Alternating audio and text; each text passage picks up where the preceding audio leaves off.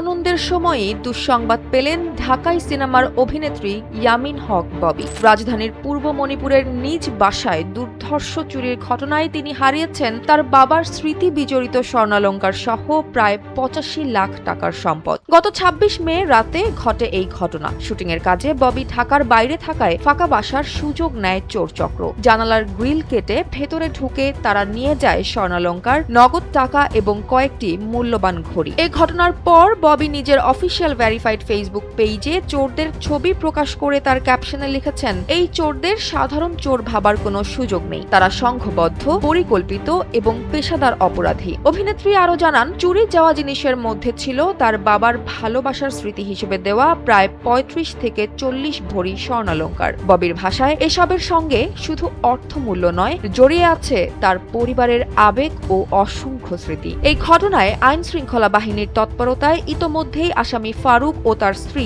এই দুইজনকে গ্রেফতার করা হয়েছে। তাদের কাছ থেকে উদ্ধার করা হয়েছে প্রায় ৪ ভরি স্বর্ণালংকার। তবে এখনো উদ্ধার করা হয়নি অধিকাংশ সম্পদ। তারকাদের বাসায় চুরির ঘটনা যেন থামছেই না। কয়েকদিন আগেই অভিনেত্রী ও নৃত্যশিল্পী মেহবুবা মাহনুর চাঁদনীর বসুন্ধরার বাসায় চুরির অভিযোগ সামনে আসে। দীর্ঘদিনের গৃহ সহকারীর বিরুদ্ধে ওঠে সন্দেহের তীর। আর এর একদিন পরই এবার সামনে এলো নায়িকা ববির বাসায় দুর্ধর্ষ চুরির আরেক চাঞ্চল্যকর খবর। চলচ্চিত্রের পর্দায় তছনছ নিয়ে আলোচনায় থাকা ববির জীবনেই এবার ঘটে গেল বাস্তবের এক তছনছ করা ঘটনা। হারানো সম্পদ নয়, বাবার দেওয়া স্মৃতি হারানোই এখন তার সবচেয়ে বড় কষ্ট।